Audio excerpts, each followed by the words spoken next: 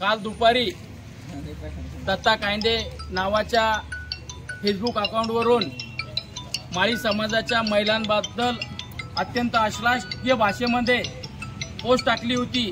ती पोस्ट वाचल्यानंतर निश्चित डोक्यात आग पडेल अशी ती पोस्ट होती। त्या नालायक दत्ता कायंदेच्या नावाचा आज आम्ही सिंदखेड राजा या ठिकाणी पोलीस स्टेशनला तक्रार दिली आहे। त्याच नालायक दत्ता कायंदे नावाच्या मुलाने पोलिसांबाबतीतही सुद्धा अश्लील भाषेमध्ये पोस्ट केलेली आहे।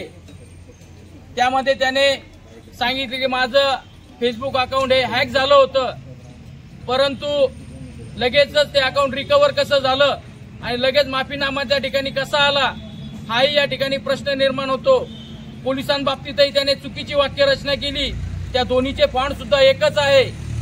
हा हॅक झालं म्हणजे ह्यातून पळवाट काढण्याचा प्रयत्न तो नालायक माणूस या ठिकाणी करत आहे।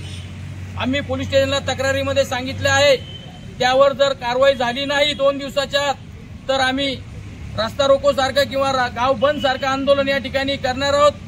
मी पोलीस विभागाला विनंती करतो की आम्हाला कोणाच्या बाबतीत काही तक्रार नाही, कोणत्या समाजाबाबतीत आमची तक्रार नाही, परंतु त्या नालायक माणसावरती जर कारवाई झाली नाही तर आम्ही येणाऱ्या 2 दिवसाच्यात आंदोलन करू।